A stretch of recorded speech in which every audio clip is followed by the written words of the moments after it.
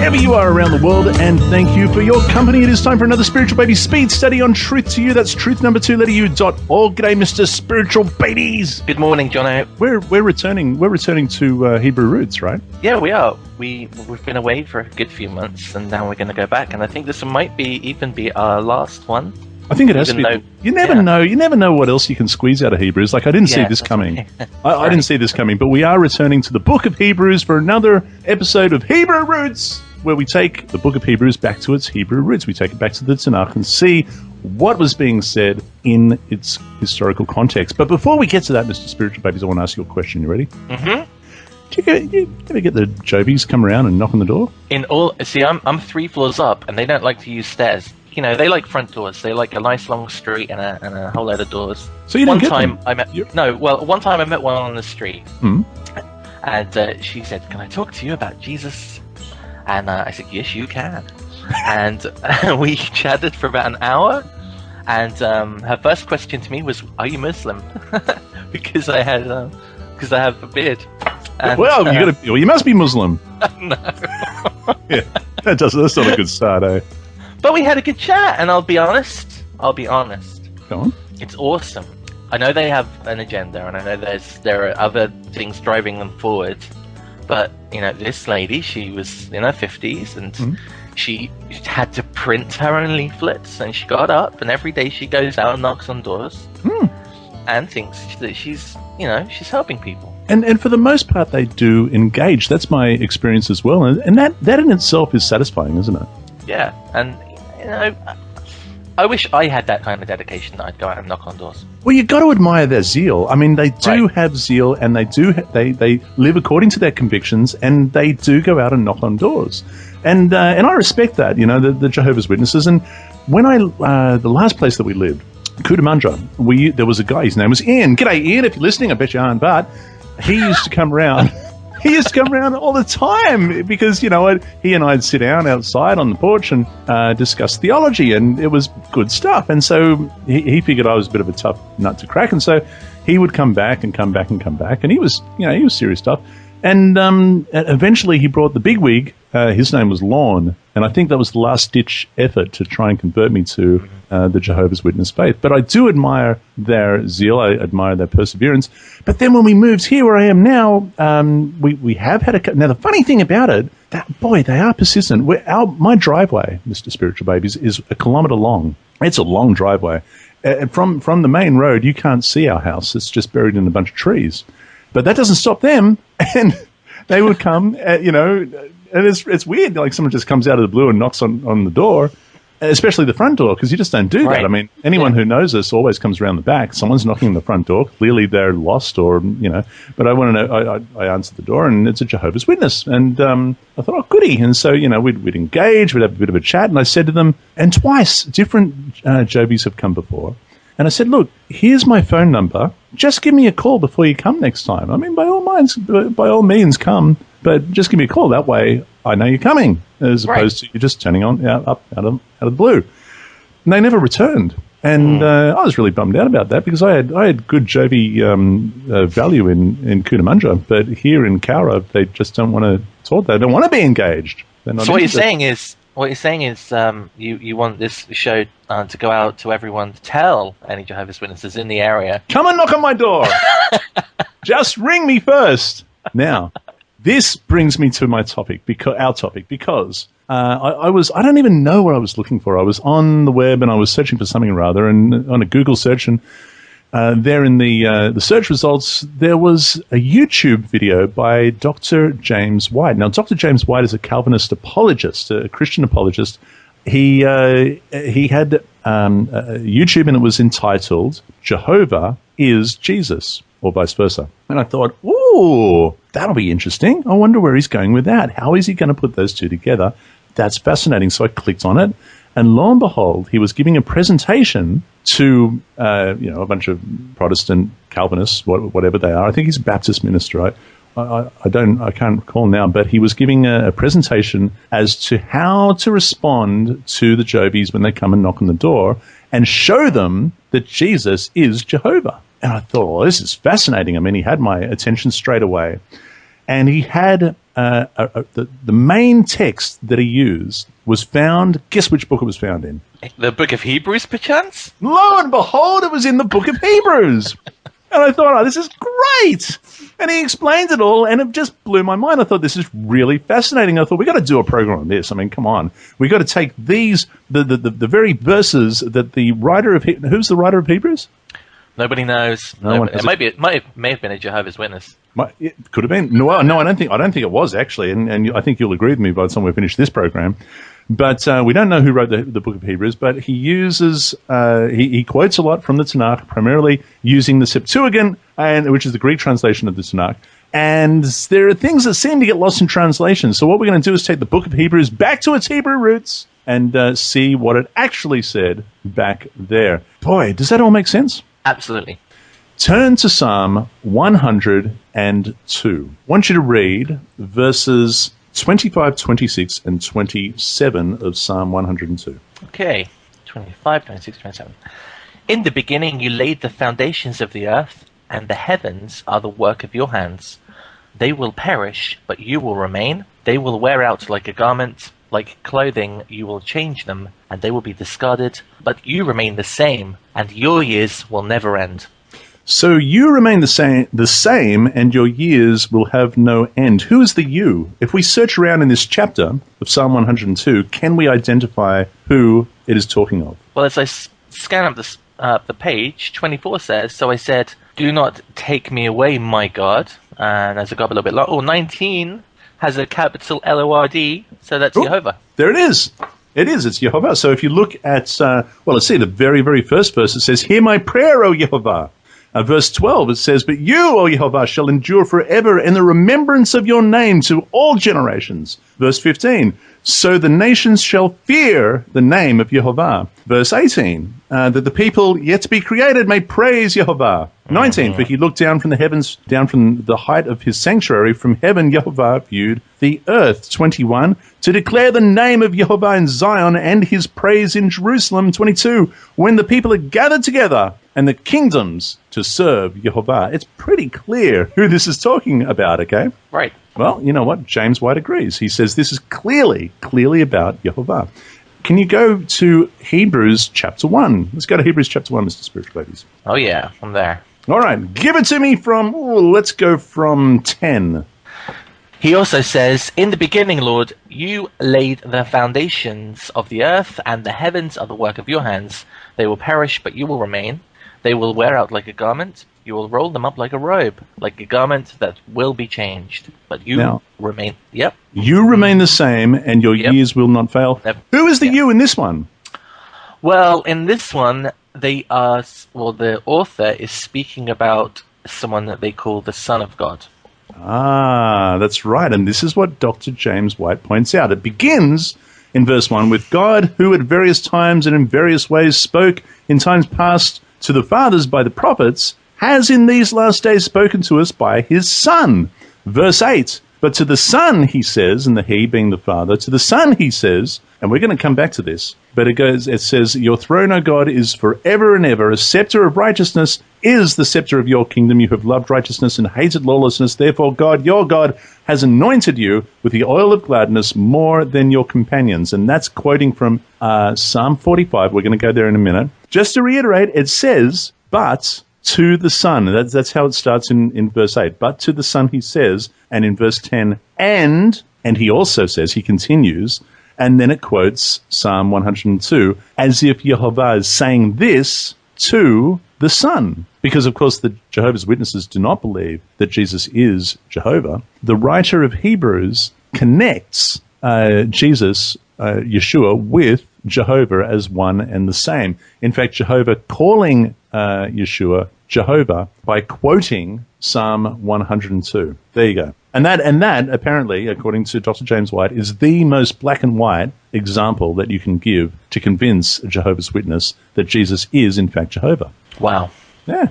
The recording we did last week on Romans 10 strikes me as being something similar, where we have the capital L-O-R-D in our Bibles, representing two different words at the same time. So the translator of that passage has decided to use a word Yes, so we're talking about the word. We're talking about the word kurios again, Right. As Lord in the New Testament. It's what Nehemia refers to as Pope Benedict's 3-card monty. That's right. Do you remember that? So people can find that. Maybe you can put a link. We will. Though. There it is. Bing. Psalm 45, Mr. Spiritual Babies, take me there. Okay. 6 and 7. All right. Your throne, O Elohim, will last forever and ever. A scepter of justice will be the scepter of your kingdom. You love righteousness and hate wickedness. Therefore, God, your God, has sent you. Okay, so your throne. So what it says in Hebrews is, your throne, O God, is forever and ever. A scepter of righteousness is the scepter of your kingdom. You have loved righteousness and hated lawlessness. Therefore, God, your God, has anointed you with the oil of gladness more than your companions. Now, that had us, when we were looking at this yesterday, we were a little bit confused with this verse, right? I mean, the part that says, therefore, God, your God, and where it says, your throne, O God, is forever. Who is it speaking of in Psalm chapter 45? Well, I thought I had a rough idea who it was. So I thought, well, obviously this is about David. And then we called in the professional scholar, Nehemia, and he had a different perspective. We were a little confused, it has to be said. We certainly felt like we had bitten off more than we could chew, so we buzzed Nehemia. Nehemia said, let's look at it. He was free straight away. Now, let me just say something about Nehemia. It's unbelievable. I said to him, can I just ask you about Psalm 45? He said, sure, let's do it now. So we got on Skype, and half an hour later, he had explained to me all these different, he attempted to explain to me all these different grammatical points of Hebrew and what this verse was actually saying, and different examples of this rare use of the grammar and so on and so forth. And it appeared 13 times here, and here throughout the Tanakh. And if you turn here, you read this, can you see how it's the same? And so we went back and forth. He believes it's probably about Solomon. Solomon had a lot of wives, and it's this seems to be something that would have been read at a wedding, and so he thinks it's probably Solomon. Now that's an interesting thing, because it says, "Your throne, O God, is forever and ever." Does that mean that the writer is referring to Solomon as God? That's the question. Now it can also be rendered, Mr. Spiritual Babies, as, got it in my new JPS. It does say in verse 6, your divine throne is everlasting. And I said to Nehemia, can that be interpreted that way? He said it certainly can. It can be interpreted that way. The word Elohim is there, but it can be rendered as divine. And we're going to see some examples of that a little later on. So your divine throne. Now, if it's speaking of Solomon, that can be made, a connection can be made to 1 Chronicles chapter 29, verse 26, I think. Let's have a look at that. Solomon successfully took over the throne of Jehovah as king instead of his father David, and all went well with him. All Israel accepted him. Your divine throne. Referred to here in 1 Chronicles 29:23 as the throne. Solomon sat on the throne of Jehovah as king instead of David, his father. So we can read that as the throne belongs to Jehovah, and he places onto it whoever he wants. That's fair enough. Now, the thing that threw the spanner into the works was that Nehemia seemed to think that it was better read the way that most English Bibles have got it, as your throne, O God, is forever. And he says, why not? I mean, why not refer to the king as Elohim? And I said, well, clearly it's not talking about Elohim. And he goes, oh, well, it's not talking about God, the creator of the universe. Well, that's very, very clear. But there are examples of where other people are referred to as Elohim.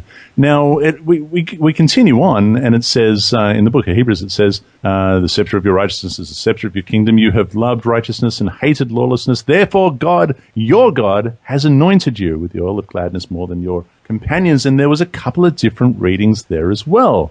It can say, rightly, God, your God, has chosen to anoint you. That's what it has in the new JPS. Rightly, God, your God, has chosen to anoint you. But Nehemia threw a spanner in the works again, and he said, you know what I think it says? I said, what does it say? And he said, therefore, your God has anointed you Elohim.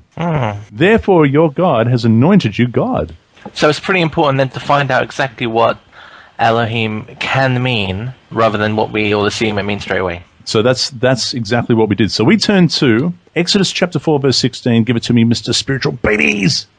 He will speak to the people for you, and it will be as if he were your mouth, and as if you were God to him. There it is. And you know what? It doesn't say as if you were God. It actually says, and you shall be God to him. Mm-hmm. That's what it says in the Hebrew. You shall be God to him. Go to Exodus 22, Exodus 7, verse 1. Then Jehovah said to Moses, see, I have made you like God to Pharaoh and your brother Aaron. I have made you. Yep. See, I have made you like God to Pharaoh. But again, like is not in the text. It says, see, I have made you God. I have made you Elohim to Pharaoh. Cool. Exodus 22, verse 9.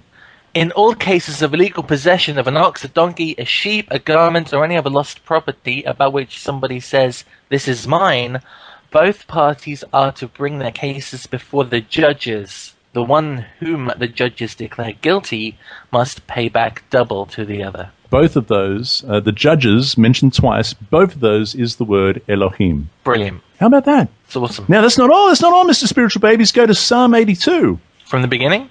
Oh, do you know what? I mean, we could read the relevant passages, but it's such a great chapter and it's kind of short. It'd be a shame not to read the whole thing. Yeah, let's go for it.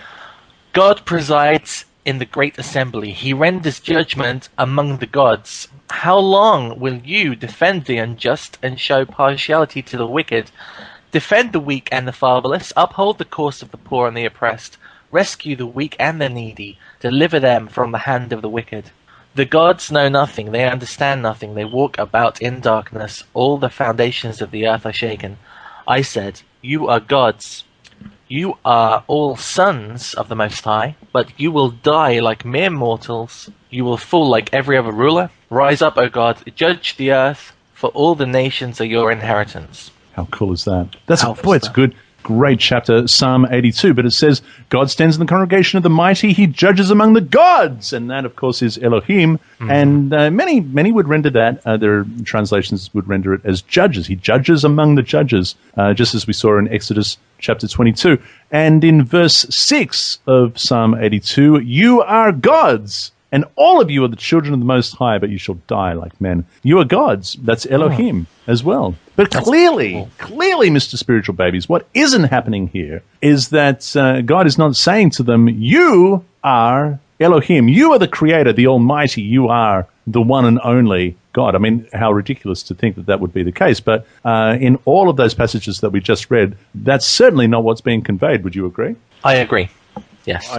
I think so too. But if we go to, I like the study note that's in the new JPS here, and it says that this may be translated, your throne, O God, is everlasting, where the king is referred to as God. If this is taken literally, this psalm would be unique in the entire Bible in explicitly depicting the king as divine, a notion that existed at times in other ancient Near Eastern cultures, but is otherwise absent in biblical thought. So, we could go with the exception to the rule, or we could go with the harmony of Scripture, and I'm more inclined to do that. Yeah. There we go. So, how about that? So, according to Nehemia, and I think it's very fair, he thinks that it can say, your throne, O God, is forever and ever. And also, therefore, God, your God, has appointed you, or as Nehemia put it, therefore your God has anointed you God. Therefore your God has anointed you Elohim. There is what the writer of Hebrews is quoting, and then goes on to say, so he's saying that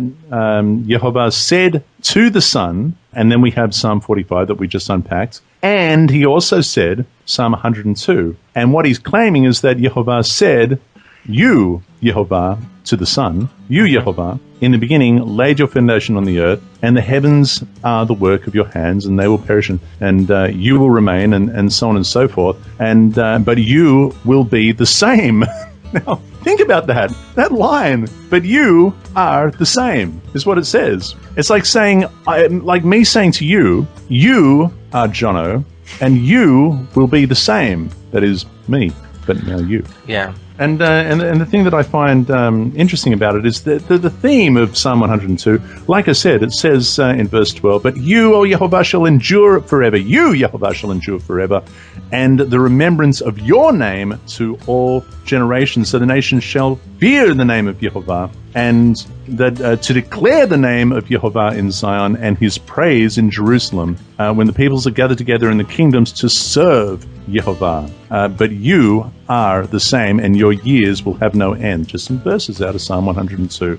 And yet the writer of Hebrews has no problem with saying that the Father refers to Yeshua as Jehovah. There you go. Now listen, we got a lot of different people listening to the program. Some of them may believe that, and I'm sure some of them do. Some of them don't. So what you can do is have a little bit of a study of it. If you do believe that, then have fun next time the Jobies knock on your door.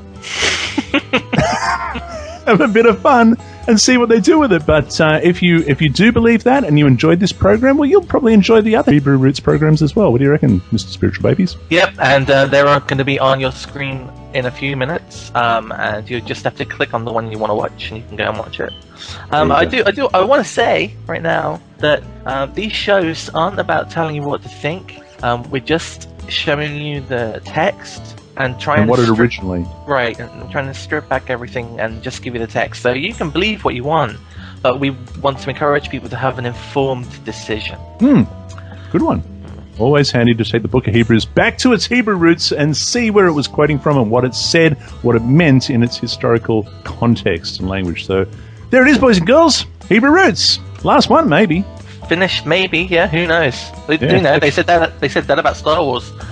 It's true. Until next time, dear listeners, be blessed and be set apart by the truth of our Father's Word. Visit spiritualbabies.net. Shalom.